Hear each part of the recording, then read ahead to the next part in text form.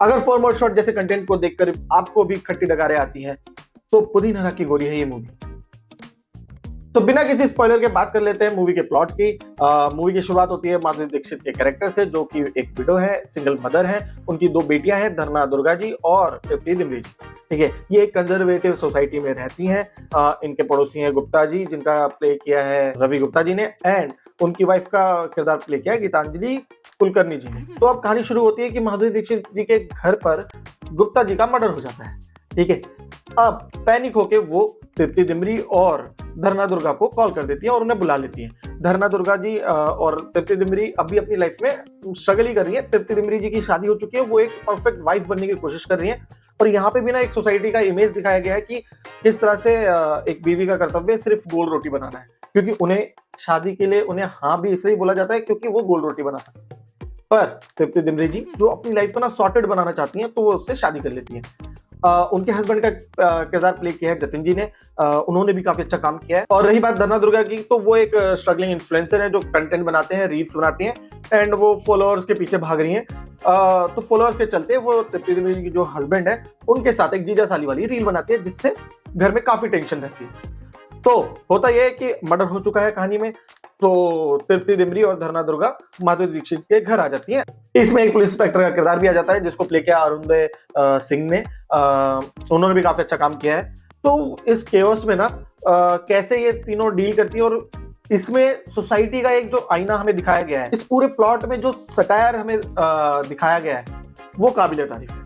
Cast की performance के बारे में बात कर ले तो तीनों ने बहुत अच्छा काम किया है। इनफैक्ट इस मूवी में जितने भी किरदार हैं, सब ने बहुत ही बढ़िया काम किया है। इतना अच्छा कि सबके पास ना एक एक मोमेंट था जिनमें उनको पीक करना था, और उन्होंने बहुत ही बढ़िया। इनफैक्ट तृप्ति डिमरी का तो एक बहुत बड़ा मोनोलॉग है, और उसके बीच में उन्हें एक्शन भी करना है, लोकेशन भी चेंज हो रही है, और उस सीन को उन्होंने इतने बढ़िया तरीके से परफॉर्म किया। और एक्चुअल में अगर वो परफॉर्म नहीं करते तो सीन बहुत ही ज्यादा फ्लैट हो जाता, बट उन्होंने बहुत ही कमाल का। और दिस शोज कि वो कितनी अच्छी एक्ट्रेस है। और माधुरी दीक्षित जी के बारे में तो हम सबको ही पता है, वो एक वेटरन एक्ट्रेस है और बहुत ही कमाल की अदाकारा है। एंड इसमें भी उन्होंने बहुत ही सलीके के साथ अपना किरदार निभाया।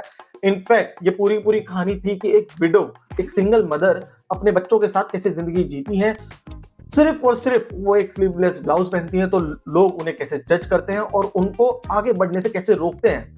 ठीक है, ऊपर से उन्हें क्या बोलते हैं और अंदर से उनके क्या चल रहा होता है, ये सब कुछ हमें माधुरी दीक्षित के लेंसेज से दिखाया गया, उनके डायलॉग से दिखाया गया, जो कि बहुत ही कमाल है। इवन धर्ना दुर्गा जी लग नहीं रहा उनकी पहली परफॉर्मेंस है ये, उन्होंने काफी कमाल की परफॉर्मेंस दी है, and she is a very talented actress. And इसी पे हम बात कर लेते हैं कि कहानी की जो स्क्रिप्टिंग है वो बहुत ही ज्यादा इंटेलिजेंटली लिखी गई है। एंड कुडोस टू इनके स्क्रीन प्ले राइटर या स्टोरी राइटर सुरेश त्रिवेणी जी हैं एंड पूजा तोलानी जी। बहुत ही कमाल की उन्होंने स्क्रीन प्ले लिखा है। एंड आपको इसका पूरा मजा लेना है ना, तो प्लॉट में आपको बता ही चुका हूँ, नेटफ्लिक्स पे जाइए और 1 घंटा 26 मिनट के बाद से मूवी देखना चालू कीजिए। आपको समझ आ जाएगा कि इस मूवी में कितनी सीरियसनेस थी और क्या ये दिखाना चाहती थी। उसके बाद आप चाहे तो पीछे से दोबारा देख सकते हैं, आपको मूवी और ज्यादा मजेदार लगी। कुछ कमियां हैं इस मूवी में भी, जैसे इस मूवी का जो इमोशनल एंगल है जो इनिशियली दिखाया गया है वो काफी ज्यादा कार्टूनिश बन जाता है एट टाइम। लाइक जैसे हम कॉमेडी सर्कस और ये सब देखते थे ना, थोड़ा उस जॉनर में चला जाता है कि बिल्कुल ही इमोशन से डिटैच दिखते हैं, क्योंकि जैसे घर में किसी की लाश पड़ी है, कोई मर गया है, तो उस तरह की सीरियसनेस तीनों फीमेल कैरेक्टर्स में नहीं थी, जो कि कॉन्शियस चॉइस लगी जिस तरह का ये प्लॉट था। बट हाँ, थोड़ा बहुत वहां पे घबराहट या थोड़ा बहुत यार पहली बार लाश देखी, पहली बार ये सिनेरियो देखा है, तो उस तरह से उन्हें रिएक्ट करना चाहिए था। एंड इनिशियली थोड़ा बहुत आपको इसमें ना कैरेक्टर्स की है ना थोड़ी बहुत केमिस्ट्री ऑफ दिख सकती है because of the dialogue deliveries. जिस तरह से ये कैरेक्टर एक बोल रहा है, क्योंकि ना तीनों की कहानी ना बहुत डिफरेंट टेंजेंट पे चल रही है, इसलिए उनको सिंक इन करने में बहुत टाइम लगता है।